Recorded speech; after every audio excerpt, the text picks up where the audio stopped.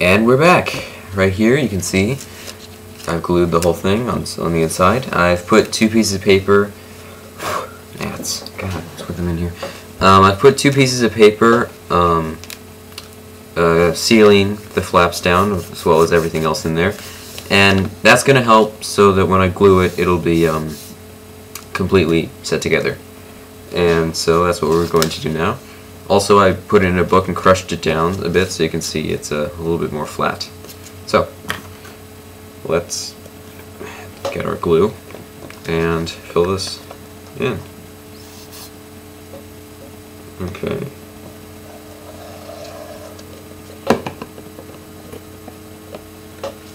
Just take it, spread it in.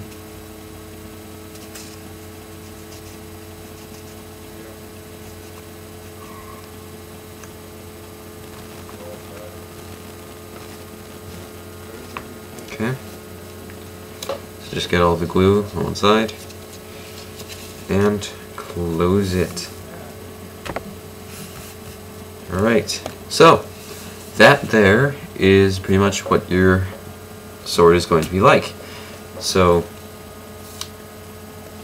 if you've done it right, this will be the right thickness. It'll be pretty rigid, even with the glue to be slightly damp. And we shall be ready to cut it soon. Now, the sizes for the cuts, as you can see here, if you want we can mark this now, just so you can do that. This is the Buster Sword. Excuse me.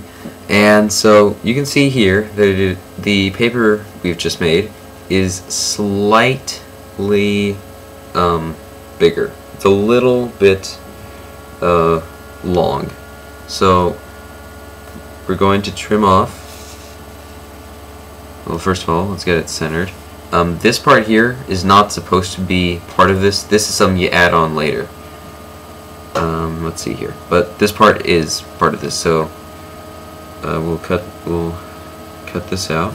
So just take your pencil and just kind of mark out generally where everything's going to be, more or less. Alright, so let's see. I know that I'm kind of cheating now since I'm making I'm just using my other one like a stencil, but it took a long time to do it normally, so I'm just trying to do this so you can see. Now, okay, so I have it like this. It's a little off-centered, so let me fix that with my eraser here. Let me just straighten this. Very good eraser. Okay, I can use my right here. Straighten that out a bit. And in fact, it's actually bring it in a bit. Okay, so this is essentially just one of those tedious parts of the process where you just have to kind of guess. This kind of all depends on the person making it, how much they want to have on the handle or not. Just be drawing it in, fixing it, redoing it. Since they'll be covering all of this pretty much except for about this much, you don't really have to worry about drawing on it, so don't worry if any pencil gets on this. One thing I will say though, don't cut the handle to be too short. You do want it to be at least this thick, because otherwise it's going to be too weak. I mean, this is reinforced in a few different ways, but even then it's still well, it's pretty strong, but this is probably the thickness I would recommend. Don't make it like the thickness of a toothpick, okay? And let me just make this a little bit thinner, because it's a little thick and it's a little uneven. Okay, that's about even. Get all this extra stuff out of here.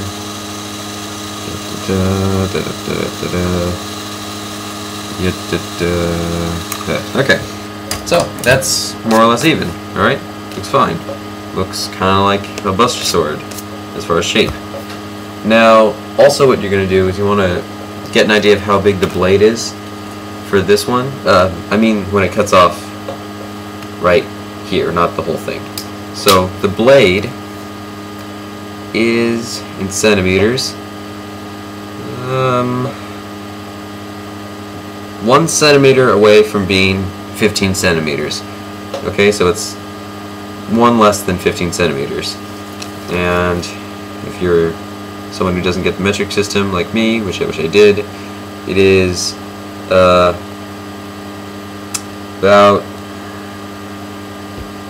it's almost 6 inches just with some pieces out of it. So I do not know what you'd call them. Anyway, so kind of get an idea of how that would be. Actually, I should do it on this side. Okay, so this is going to be where the that's the end of the blade, and just mark that there. Okay, so that's what your Buster Sword will eventually look like, because you're going to cut all this out.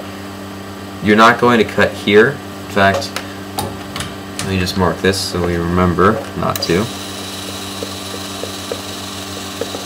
Okay, so this part here is just a marker to say where to stop with the blade, and this one is just all the solid ones to show you where to cut.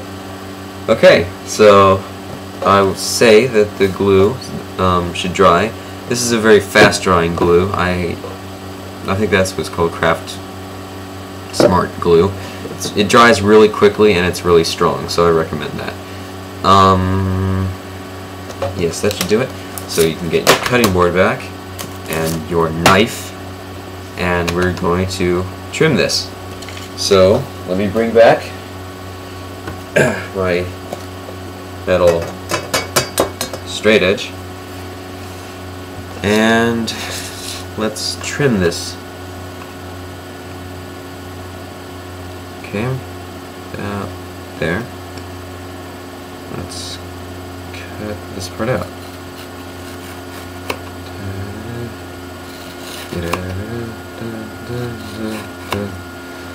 Yeah, if some people are wondering, like, some people have been asking, well actually no, 2 people have been asking on my swords how I would get the shape or anything. How do I do that?